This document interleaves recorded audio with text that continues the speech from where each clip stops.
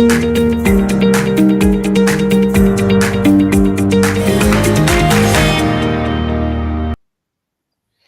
everybody. Welcome to the Energy Realities Podcast. My name's Stu Turley, President and CEO of the Sandstone Group.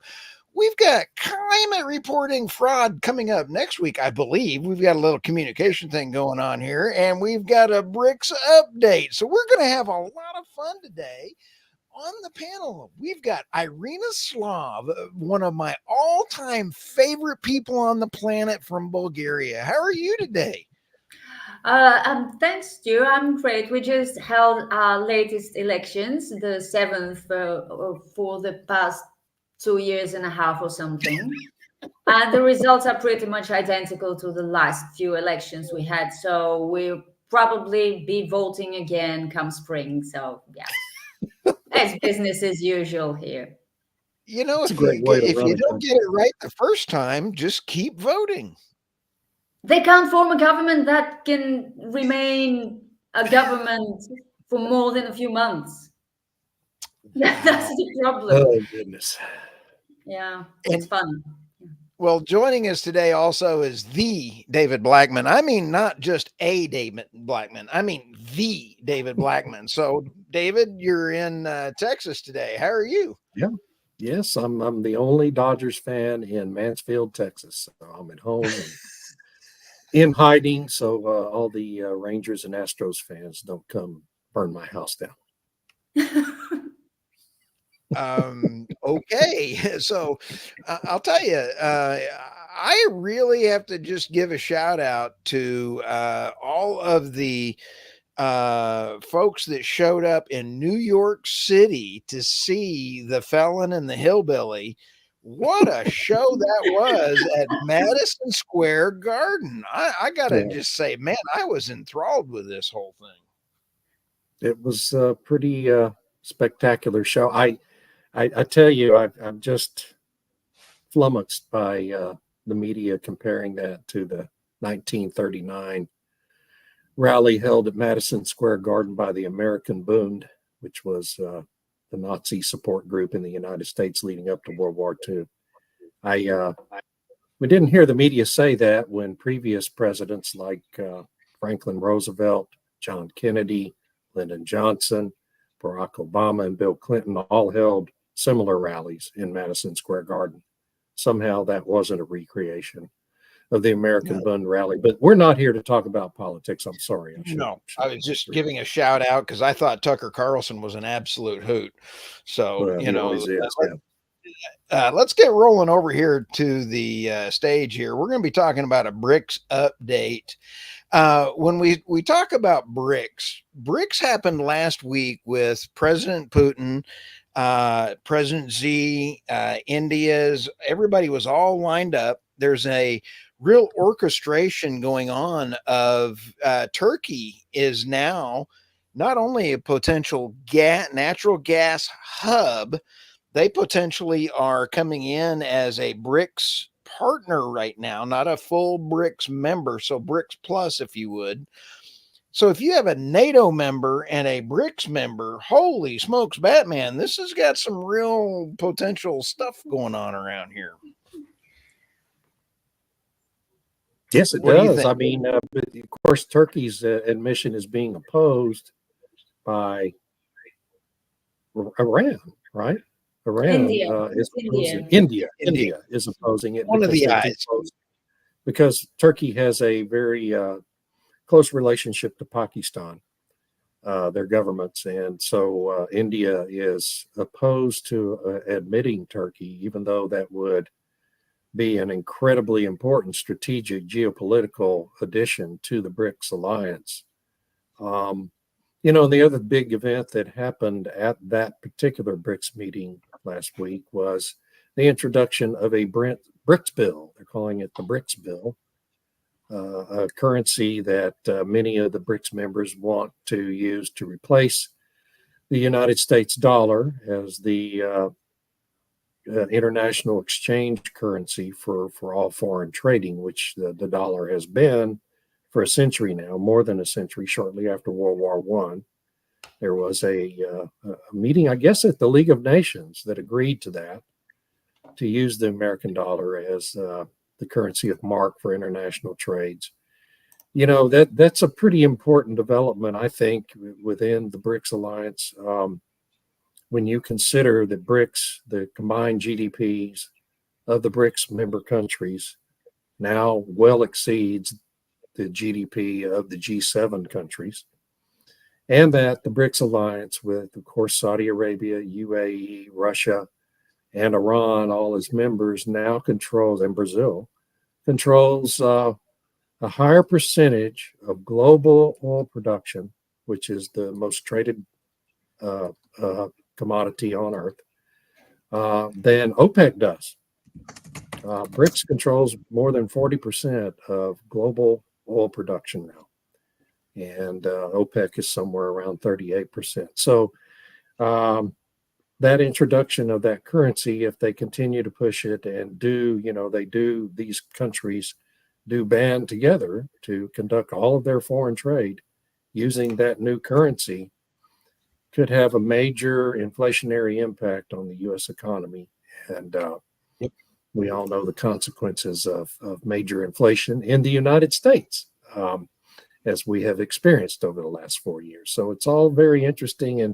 And I fear that our media in the Western world, not just in the United States, but across the Western world, do not pay enough attention to what's going on in BRICS. That's intentional, isn't it? Yeah. I think we know. Yeah, and it looks like Tammy. Oh, Tammy's popping in here. There she is. hello. Hey. Good morning, Tammy. And how are you today? Good. I hate Microsoft. It tried to do an update right when I logged in. We all hate Microsoft. Yeah.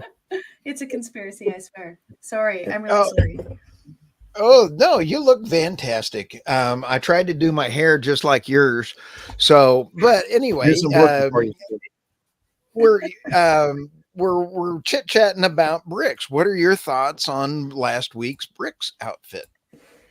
That's such a great question. I mean, there was quite a few interesting developments there. I think the whole idea of a grain exchange is fascinating. And if you look at, say, for example, the economics of the BRIC countries versus the G7, for example, Visual Capitalist had a really great chart. I don't know if you've seen it, but it shows the only thing that's dragging down global GDP are the Western countries. And all the growth, what a surprise. Is showing India, China, even Russia. Ethiopia is massive. So all of these different countries that are part of the BRICS Plus, because there's the original 5 members and there's 5 new members, you can see that that's where economic growth is going to happen. And you could make an argument that maybe part of it is because they're using reliable energy. And the Western countries are participating in this economic suicide of making energy incredibly hard to get, incredibly expensive. And, the BRICS are not. They're doing something else. And you can see it from the economic data is there. And I think that's part of the reason why Western countries want to change how we evaluate economic growth. They want to get beyond GDP, gross domestic product, and have a well-being index. Well, how do you feel today? That'll be the economic indicator rather than actual well-being. Yeah, but you can't feel very well if your living expenses are going through the roof. Right. So there is no well-being there. They really cannot put 2 and 2 together, these people, can they? Yeah. I think that if they do any well-being surveys, it'll happen at a nice time of the year when it's not winter and they're freezing. It'll be like June. How do you feel about this is great. It's so nice outside. And, then they'll get these, and how are they going to determine this? By survey rather than having actual data.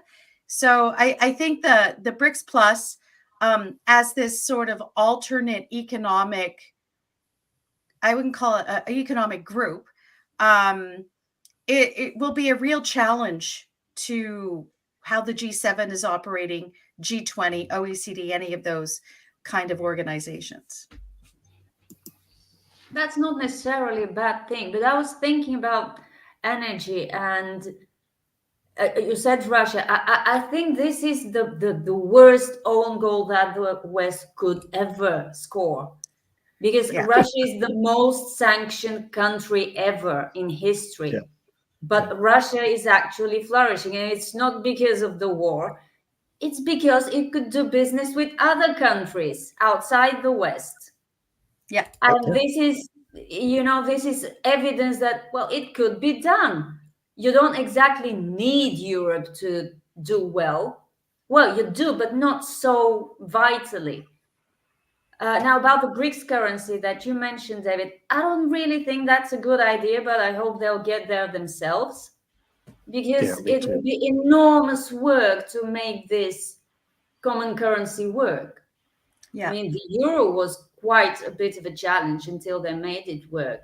And it's already failing because you get dependent on something centralized, which the BRICS countries should know is a really, really bad idea.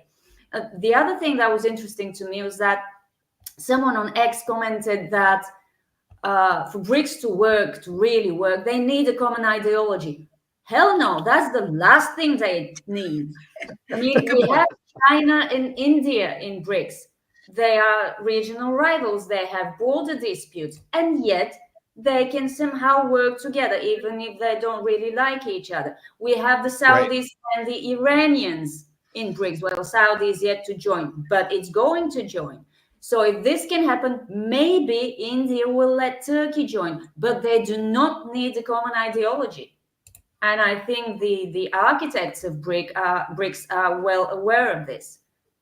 But the very idea that you need a common ideology to be a successful geopolitical grouping, we have the evidence of why this is a bad idea in front of our very own eyes.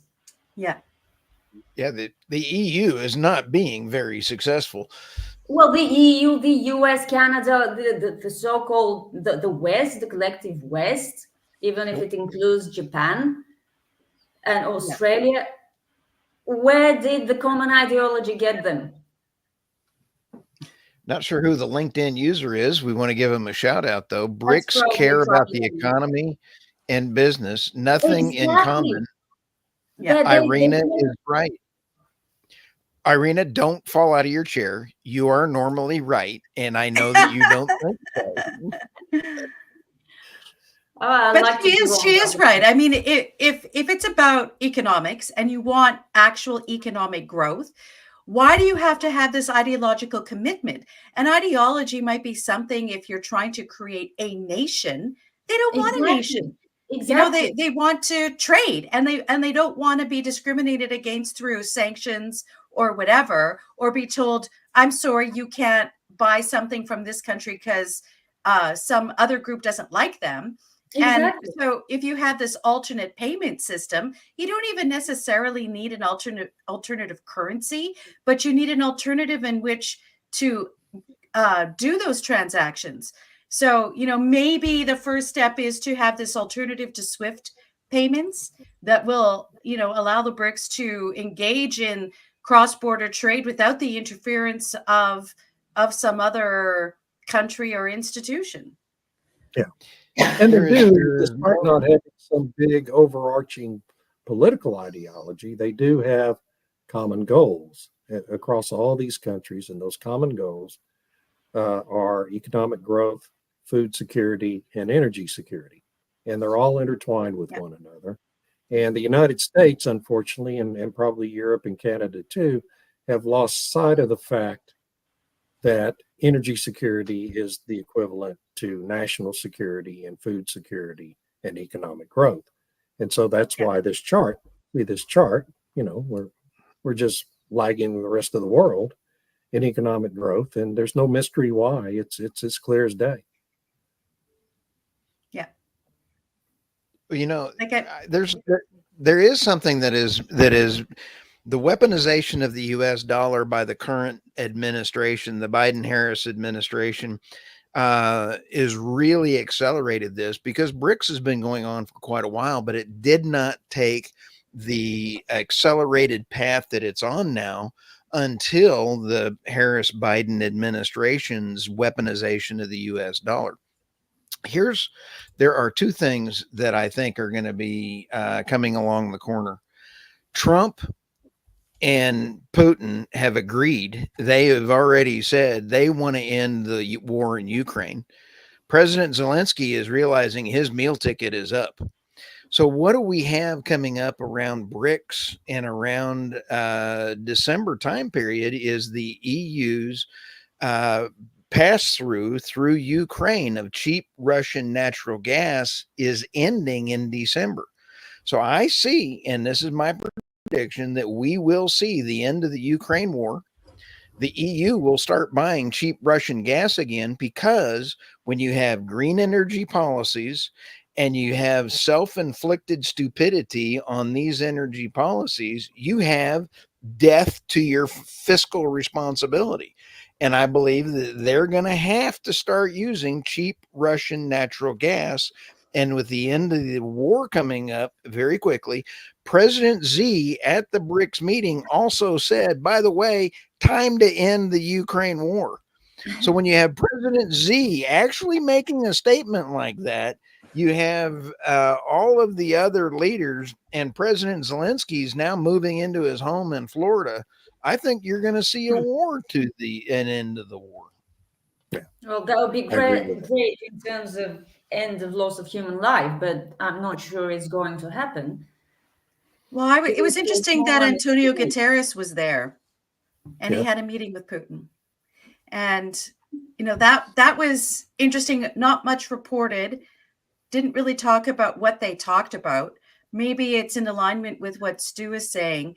And, you know, honestly, let's say the EU does somehow decide to take Russian natural gas again. I think they'll balance that with climate reparations against Russia.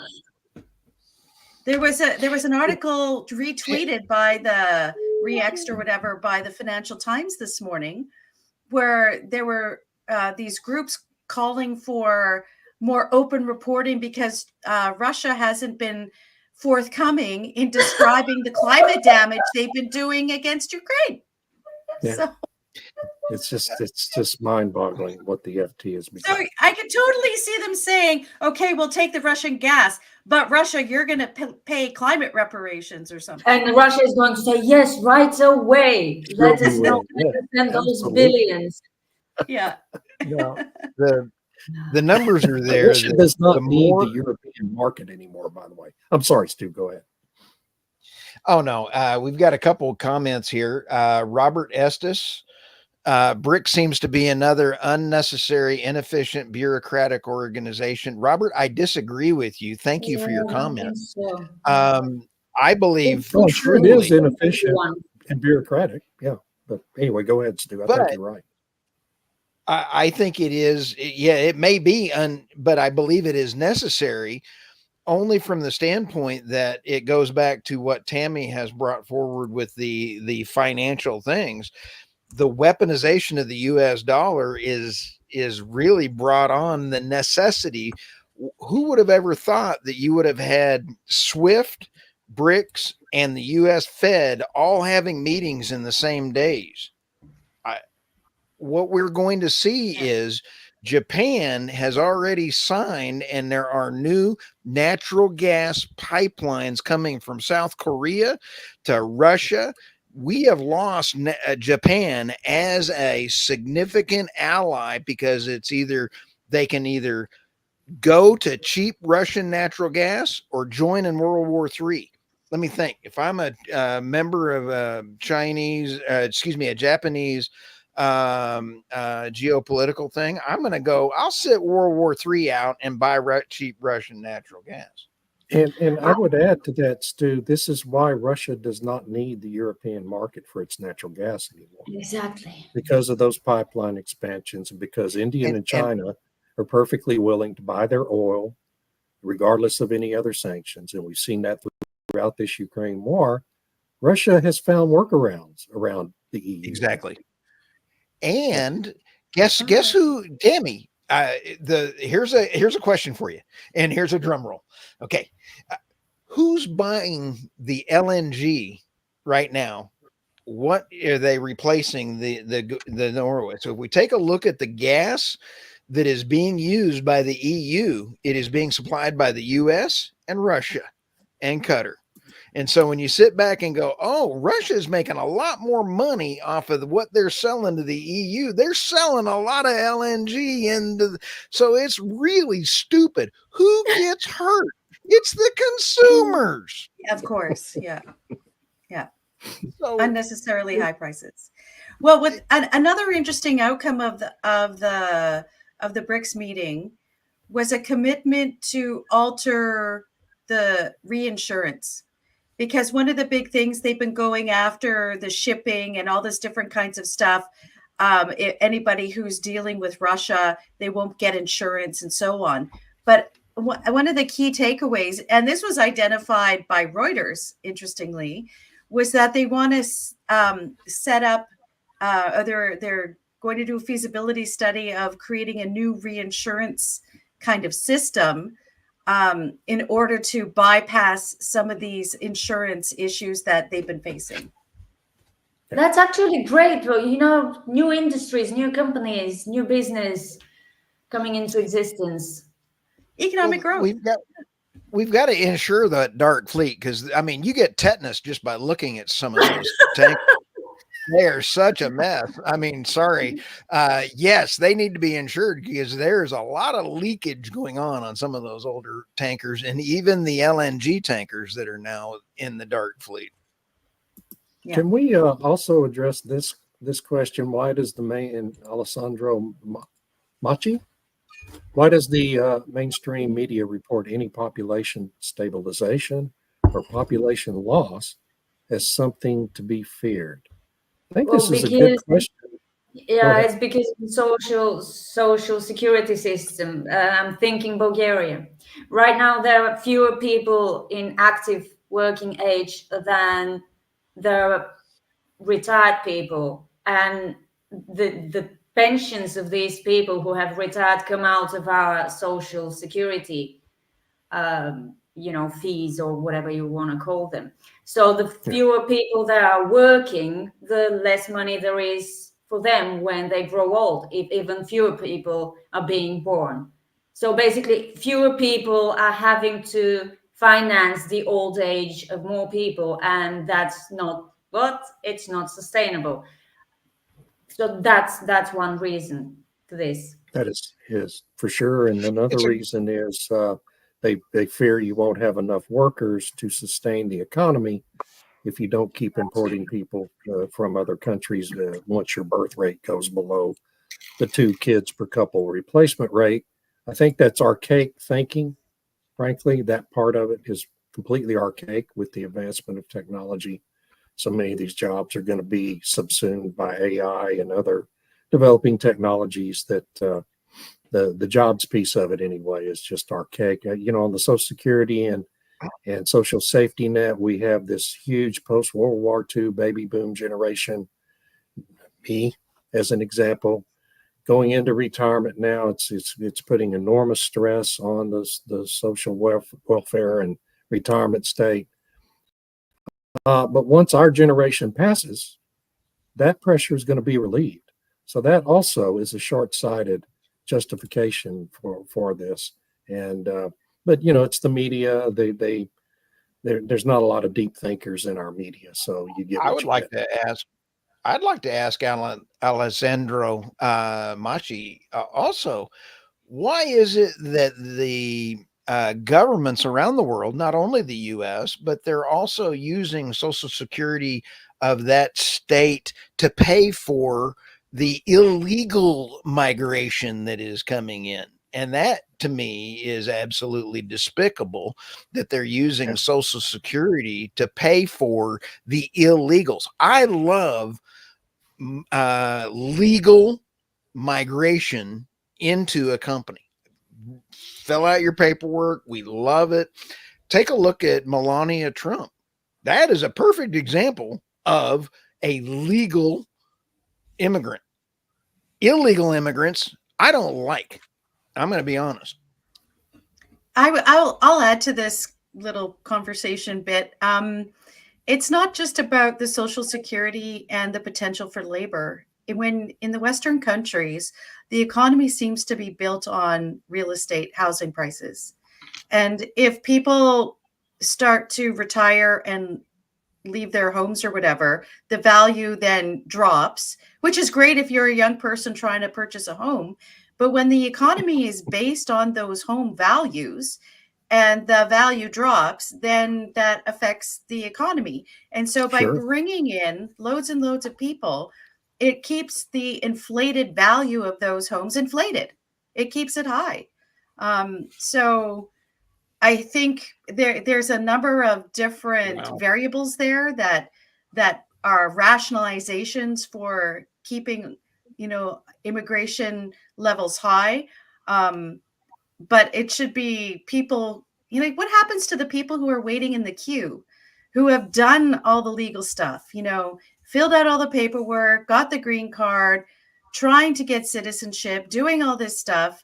And then these other people just flood across the borders or take a boat or whatever, and then say, well, I'm here now, pay me and stuff. And I don't think that's right.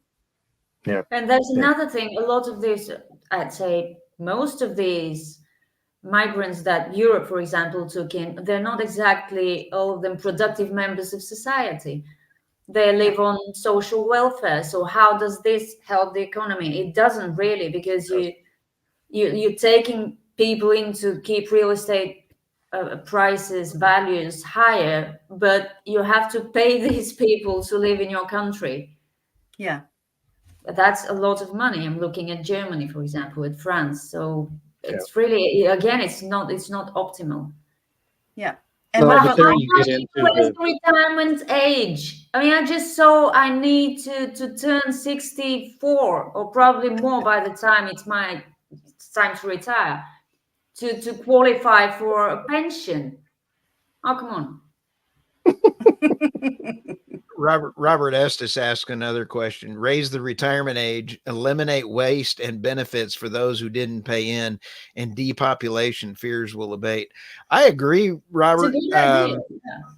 It is. But also you've got to be able to have, like Nancy Pelosi raiding Social Security for the tune of a couple $1 million to run a Trump impeachment from Social Security should be outlawed, and she needs to be in jail. Thank you very much.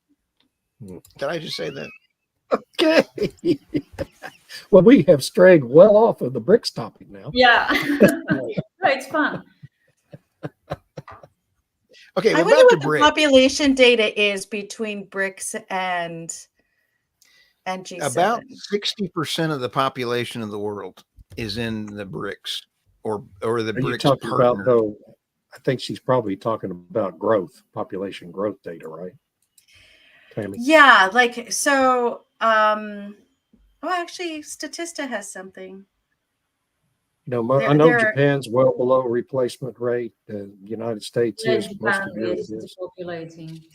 And China is, dropping. India is going up, and if, there's several African countries who want to join BRICS, and I think that would be an interesting thing. What's the net migration into BRICS countries versus net migration of the G7 or even the G20? Be interesting. That's a very interesting question, interesting topic. I think there will be changes soon with regard to the direction of migration. Yeah. But I have been saying this for 2 years now. Keep saying it. Yeah. Well, there are there are 2 or 3 countries in the EU that have put up a white flag and said no more illegal migrants. And I think that is a trend that is going to continue on.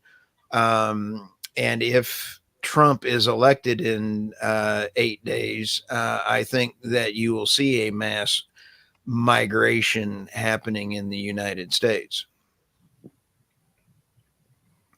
Yeah. A mass, wait, what? Say that again? As an outflow. Now, mass outflow migration, you mean? If Yes. Trump is elected? Yeah, that could happen. Now, all those It'll be celebrities who incredibly said difficult. yet again they'll leave if Trump gets elected. Maybe this time they'll do it.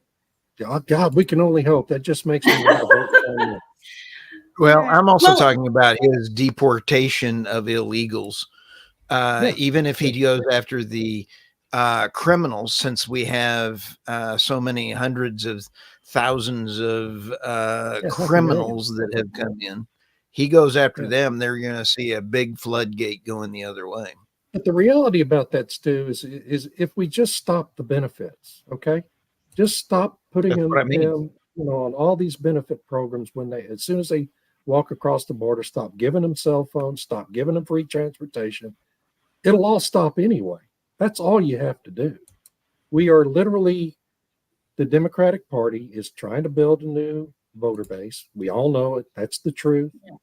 Y'all can scream about the great replacement theory and all that stuff. I don't care. The truth is, this is happening because the Democrats want a new permanent voter base. That's why it's happened. And as soon as you stop all the benefits, most of them are just going to go home because there's no advantage to living here over back in Venezuela. I agree, Dave. I agree, but they have created a gigantic problem in the EU, the UK, and the US because they're getting $14,000 a month and then they get cut off. Most of their bills are being cut off on the 14th of January. If those bills are cut off, you're going to have hundreds of thousands of unhappy people wandering around the blue sanctuary cities that are going to be looking for food and violently not happy.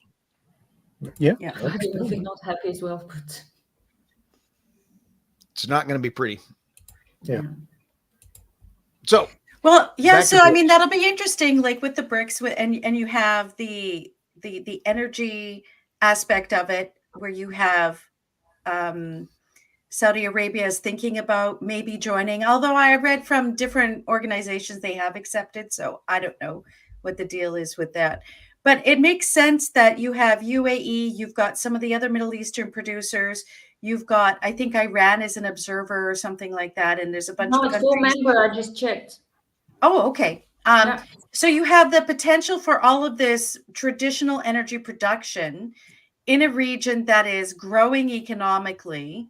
And so will people want to move there because their economies are booming versus trying to go to Western countries where economies are dropping? I think that'll be an interesting thing to watch out for. Yeah. I think it would be very interesting. Also, I would not want to move to Iran with Sharia law. You might want to move to Dubai.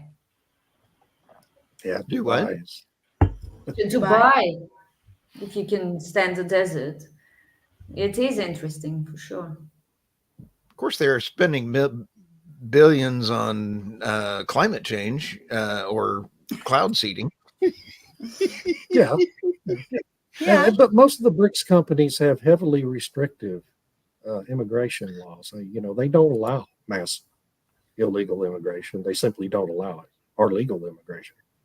And I mean, they allow some immigration in certain circumstances, but it's highly selective and very restrictive, and it's not the same as in the Western countries.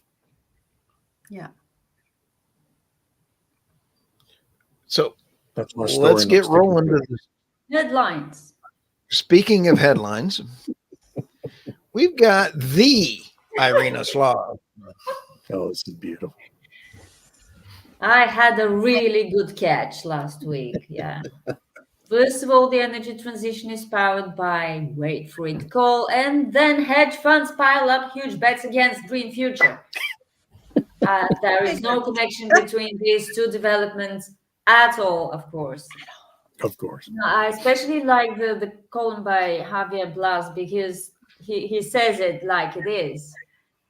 Essentially, it all comes down to the energy transition driving higher coal demand, because the energy transition presupposes the electrification of everything, and everything is being increasingly electrified. But wait, there's not enough wind and solar to respond to that demand for electricity. So we need hydrocarbons to do it, notably coal. So coal is still king. And the IEA kind of like, hid the warning about the revision of its coal demand outlook on page 101 of its World Energy Outlook. But Blas found it, and so did I. It's really funny because in the executive summary, it's, propaganda as usual. Wind and solar ramping up very fast. We're adding a lot of gigawatts every year. We'll be adding even more. So all hydrocarbons will peak in terms of demand before 2030. Then 90 pages later, it says that coal demand is actually going to grow over the next decade, which means beyond 2030. But then it will be declining by 2% annually until 2050. Starting when?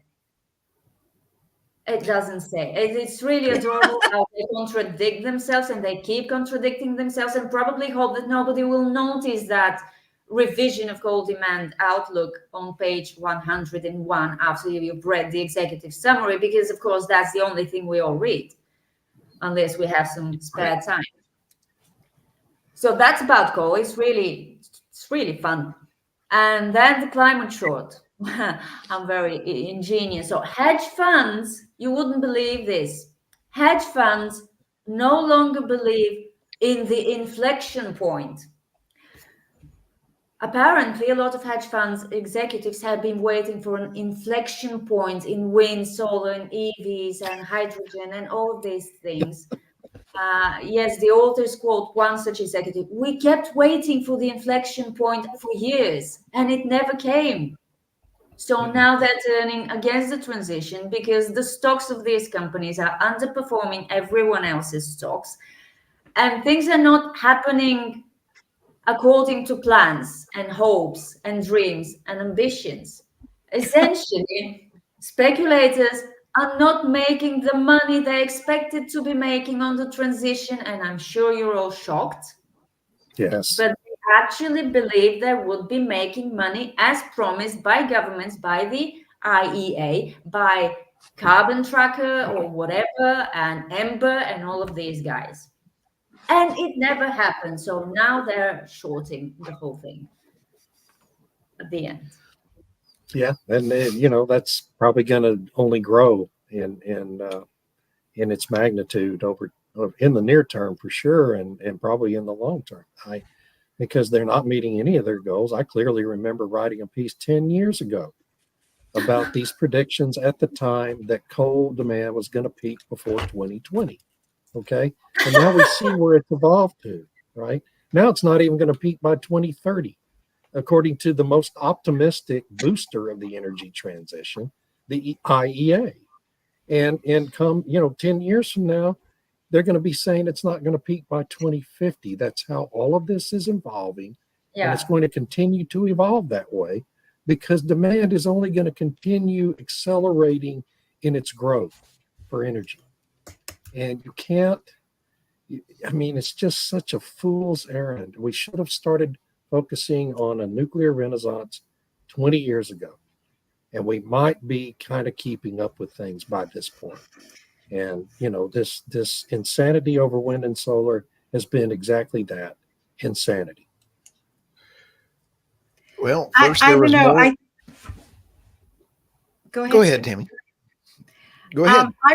I would say that the inflection point will come once they get the sustainability standards across the globe, or at least in major economies. And the carbon border adjustment mechanism is one part of that, right? So if companies have to pay all these extra taxes, the idea is that you will force them to change their practices in order to not pay whatever the tariff is, the tax with the carbon border adjustment mechanism. And the way I see this playing out is that countries around the world have passed these human slavery legislation. So companies now have to look through their supply chain to ensure that there's no human slavery taking place or that human rights aren't being violated and so on. But how do you keep track of that? How do you expect a company that's buying, I don't know, bottle caps or something from some other country to know and investigate whether or not there's any kind of human slavery going on along the supply chain? So you get companies to get that data, and then it doesn't take much to say, well, you know what, we also need your emissions data. Since you're already reporting on this other stuff, and we'll also have these auditors who will come in and look at that and so on.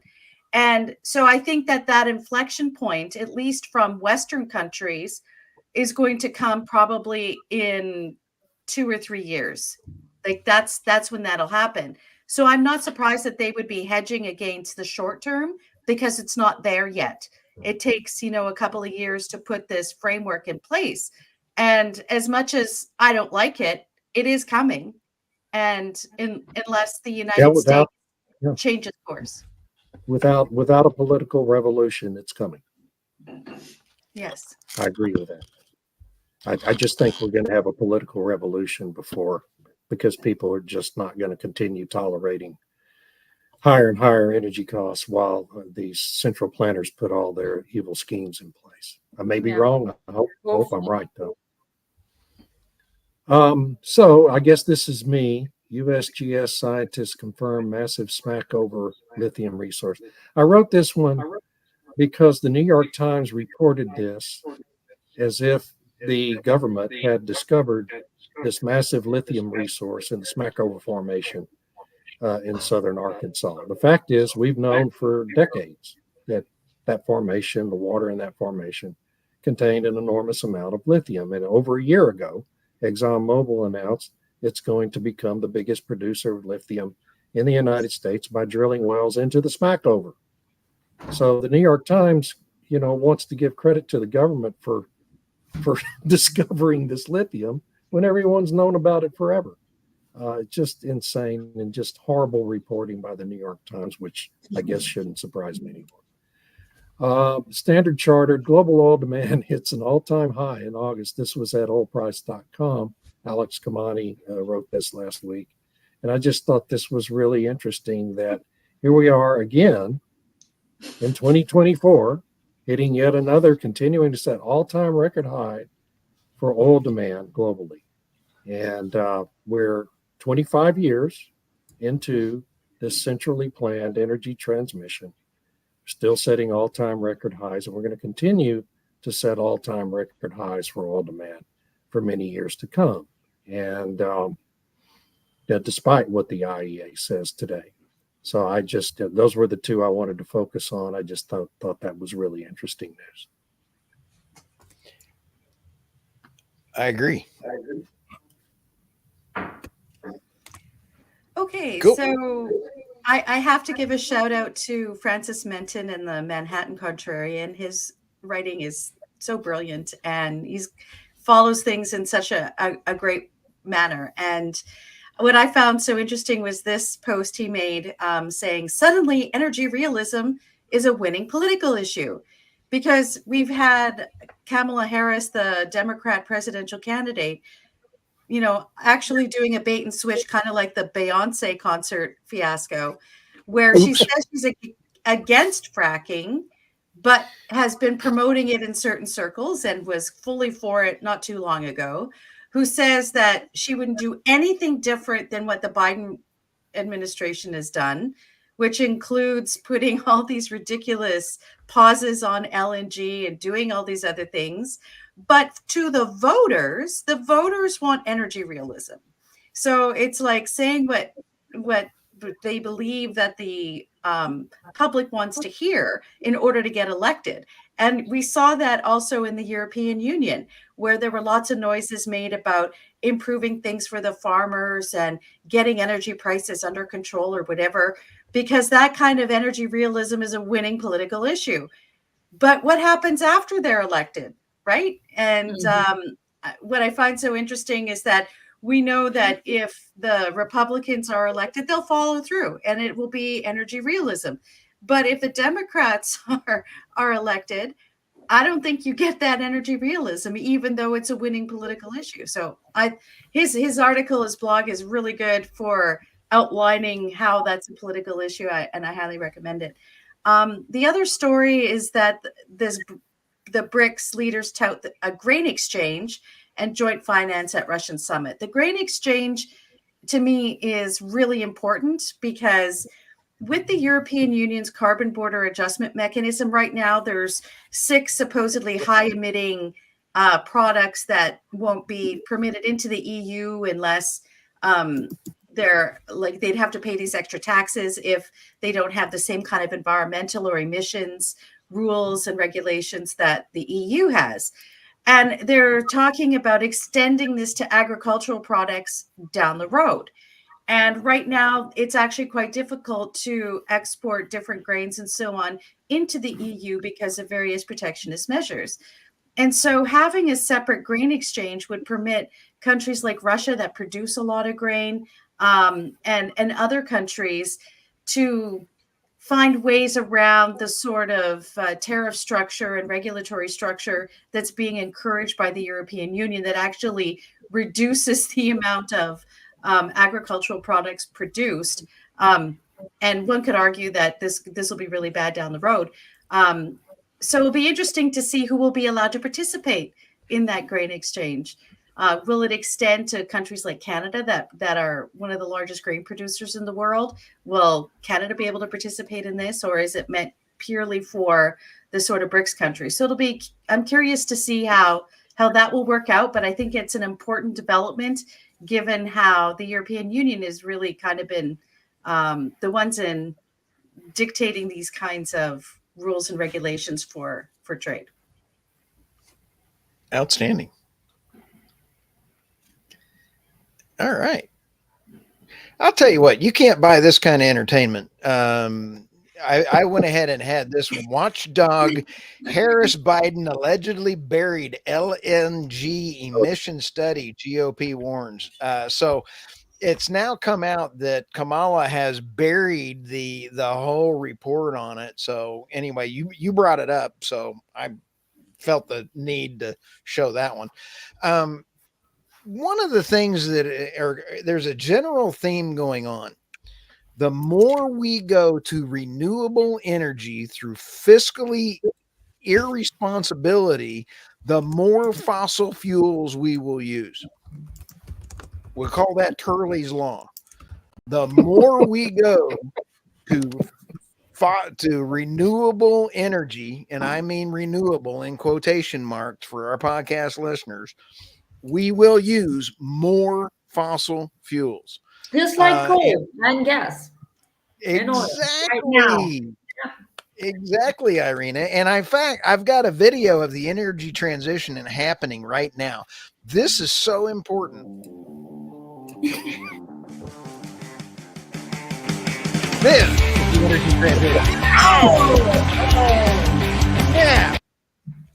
Let's watch that again. That is the energy transition happening. Is that Keir Starmer climbing up that Okay, I feel better about myself now after watching that. But when we take a look at the green blunder, UK's net zero dreams have turned into an economic nightmare. It's okay, Tammy, for me to say this. They're not going to come hunt me down for putting this out on social media. I didn't say it. That's what I mean. That EU guy said he was going to try to extradite you, Stu. I hope he does. I really need the entertainment. In fact, the first line out of this article is the UK went from an industrial powerhouse to an economic backwater thanks to its shift to net zero. So I thought it was an outstanding article.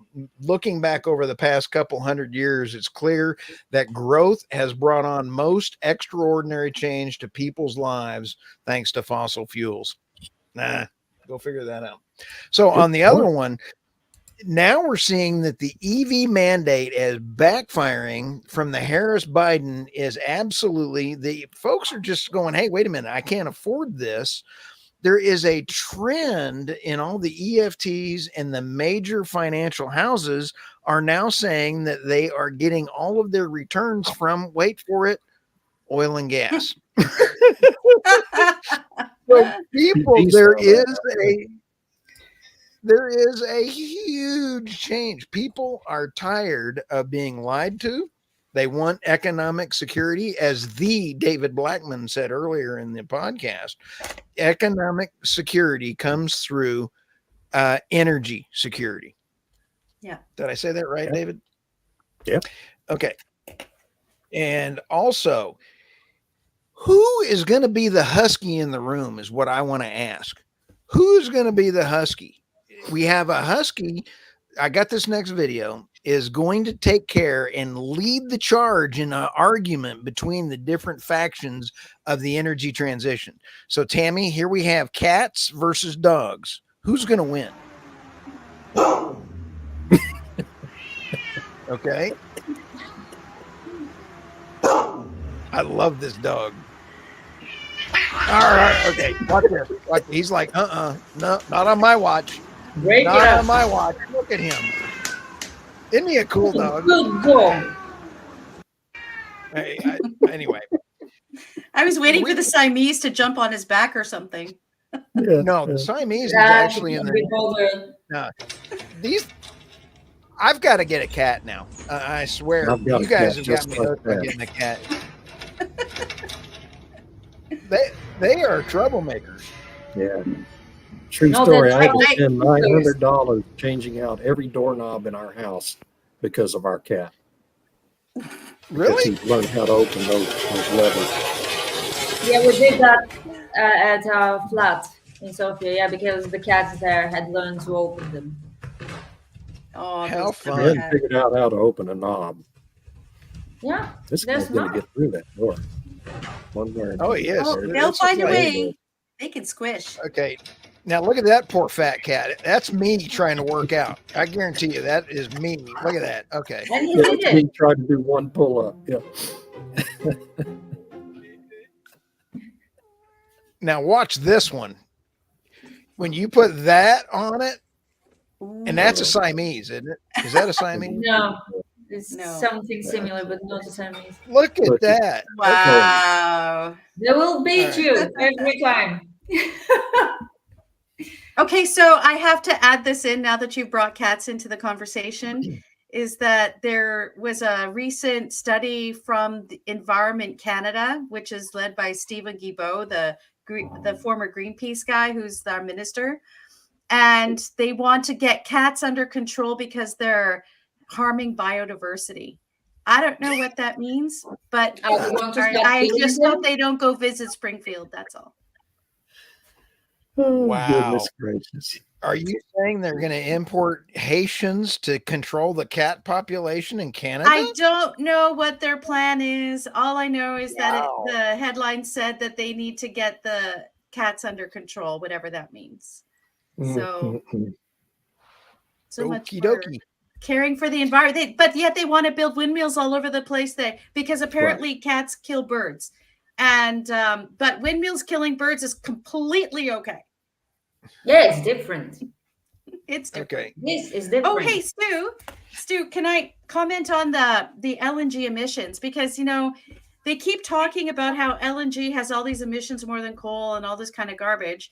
But you can see there's a clear correlation, and I'm not saying correlation is causation, but there's a clear correlation between the decline in coal power plants in America, the increase of LNG power plants in America, and the decline of greenhouse gas emissions in America. Yeah. So if LNG is that much worse than coal, shouldn't the emissions have gone up? I would agree, except the LNG, straight LNG to power plants is not that big of a deal in the United States. It's all natural gas pipelines. Vietnam just put in their power plant, which is straight LNG to power plant. That is a more rare type of thing because LNG imports into LNG to the Boston area still come from either Russia, Qatar, or other parts of the world. So they're not coming from the United States exports facilities out of the Gulf Coast. So it would be natural gas was the main reason for the reduction in the greenhouse gases. So natural gas is not as bad. Well, thanks for what's pointing that most out of that because I think a LNG lot being- of people conflate those two. Yeah. Yes. And most of the Yeah, LNG exports are being used by these other countries to displace coal. And that study Exactly. by Robert And- Holworth from Cornell University took none of that into account. And by And the so way, when this you guy's take a been look at doing anti-natural gas studies for 25 years, and they've all been easily debunked. Yeah. Anyway, sorry. tell us what you really feel, David. That's what I think, and I'm pissed off about it, and I'm going to stop now. Why? You did great. No, I think this was an outstanding conversation. I think that this was absolutely wonderful. Next week we'll have something on the falsification of reports. I think something like that, right? Perish the thought. All right. So with that, Tammy Nemeth, please reach out and follow Tammy Nemeth on her thenemethreport.com. Follow Irina Slav on her Substack, irinaslav.substack.com. Follow David Blackmon on blackmon.substack.com. And I'm on theenergynewsbeat.substack.com. With that, with everybody, thank you, everybody. And you're going to have an absolutely fantastic week. I know it. It's going to be a great Thanks, week. everybody. Everyone. Bye-bye. See you guys. Thank you. Bye. Bye. Bye, Irina.